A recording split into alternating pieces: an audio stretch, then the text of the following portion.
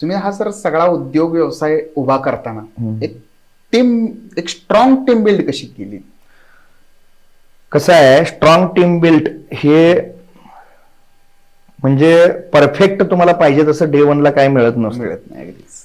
ते एक प्रोसेस आहे. हो. प्रोसेस म्हणजे ट्रायल अँड एरर. म्हणजे आता एखाद्या शोरूमला आमच्याकडे 50 माणसं असतील हा, तर 150 लोकांनी काम सोडून पण गेलेलं असते. अगदीच. आणि एक लर्निंग कल्चर डेव्हलप करायला पाहिजे.